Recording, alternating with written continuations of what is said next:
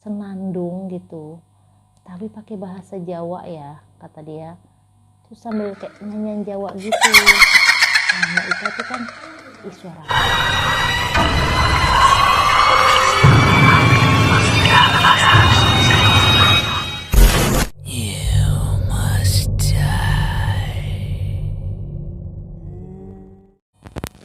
halo kawan-kawan semua, baru nih gue buka mata, gue udah baca-bacain email kalian semua. Ada satu email nih yang menurut gue menarik, judulnya kamar bekas nenek. Kenapa tuh ya kamar bekas nenek?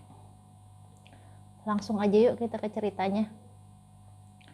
Cerita ini bermula tuh ketika teman kita, sebut aja namanya Ita, ini lagi pulang kampung nih kawan-kawan.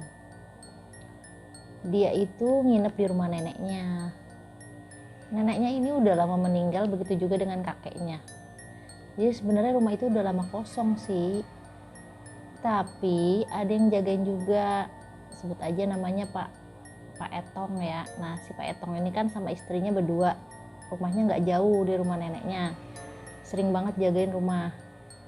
Tapi rumah itu kan ada 3 kamar juga ya. Nah kamar neneknya ini katanya Pak Etong itu nggak pernah dibuka, karena emang dari awal tuh kamar emang digembok aja gitu. Nah Mbak Ita ini sama papa mamanya dia kan pulang kampung nih, nginep di situ kan.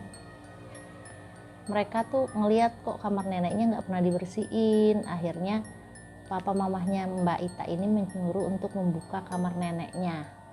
Sebenarnya pas dibuka kamar neneknya tuh nggak ada apa-apaan juga, selayaknya kamar biasa gitu kan. Tapi Pak Etong itu nggak berani untuk membersihkannya. Akhirnya yang bersihin tuh papa mamahnya Mbak Ita berdua kan. Pada suatu siang nih kawan-kawan ya, siang-siang bolong gitu kan, si Mbak Ita tuh lagi main di ruang tamu, yang depannya itu adalah kamar neneknya.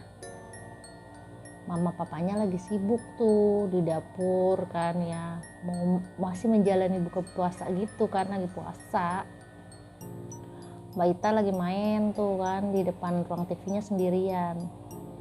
Mbak Ita waktu itu kelas 3 SD, jadi dia lumayan udah ngerti tuh kawan-kawan kan. Nah pas Mbak Ita lagi main, terus dia denger tuh suara senandung gitu, tapi pakai bahasa Jawa ya, kata dia. Terus sambil kayak nyanyian Jawa gitu. Nah Mbak Ita tuh kan, ih suara apaan gitu kan. Sama dia malah disamperin tuh kawan-kawan.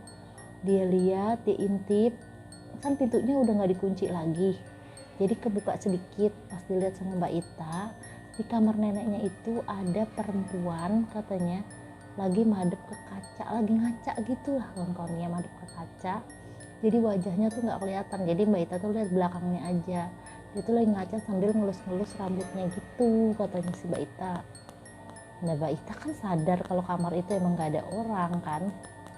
Mbak Ita lari ke dapur kan, bilang sama mamanya, mah emang katanya Bude udah nyampe ya.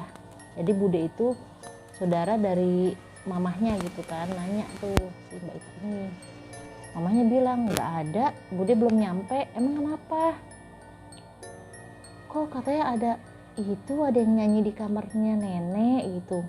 Aku lihat ada perempuan ngaca-ngaca gitu. Akhirnya mamahnya kan nyamperin ke kamar itu. Ah kamu itu, kata mamanya, nggak mungkin lah. Pas dia lihat nggak ada kawan-kawan, kosong tuh kamarnya, nggak ada apa-apa kata mamanya, kamu ini gitu kan.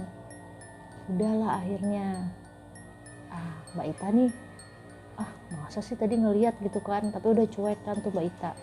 Terus maghrib si bapaknya si Mbak Ita ini kan teraweh, mamahnya tuh nggak teraweh waktu itu, lagi halangan. Nah Mbak Ita juga teraweh ikut papahnya. Nah ini mamahnya itu sendirian di rumah itu. Nah mamanya yang ngalamin juga nih, katanya dengar suara senandung gitu, senandung Jawa. Terus mamahnya tuh pintu kamarnya si neneknya itu dari ketutup kebuka sendiri gitu, padahal tuh nggak ada angin juga. Mamahnya nenek penasaran dong, kok katanya kenapa ya kok pintunya kebuka gitu kan, diintip-intip sama mamahnya. Nah mamahnya juga ngeliat perempuan yang sama gitu kan, tapi kali ini perempuannya tuh berdiri kan kawan, berdiri di jendela kamar neneknya dia. Nah lumayan kan tuh, dia serem tuh kan. Mamahnya sendirian juga, akhirnya mamanya nggak berani masuk rumah, dia nungguinnya jauh tuh deket masjid, nggak berani dia dalam rumah. Bapaknya sampai heran, kenapa mah gitu kok nunggunya di sini. Mamahnya bingung mau jawab apa, nanti kalau cerita juga kan takutnya Mbak Itanya takut kan. Tapi pada saat itu Mbak Ita yang udah pernah ngalamin juga ya diem aja denger juga gitu kalau mamanya cerita kayak gitu ceritanya kawan-kawan. Akhirnya papa mamanya Mbak Ita memutuskan untuk menggembok kembali kamar itu seperti pesannya si nenek. Sampai sekarang pun nggak tahu gitu kenapa si nenek ini kok minta digembok gitu kamarnya. Apa mungkin biar nggak pada takut ya anak cucunya gitu kawan-kawan. Oke kawan-kawan, itu cerita dari Mbak Ita. Mbak Ita terima kasih banyak ya udah mau cerita sama kita. Tunggu ya kawan-kawan cerita berikutnya dari aku. Dadah, assalamualaikum warahmatullahi wabarakatuh.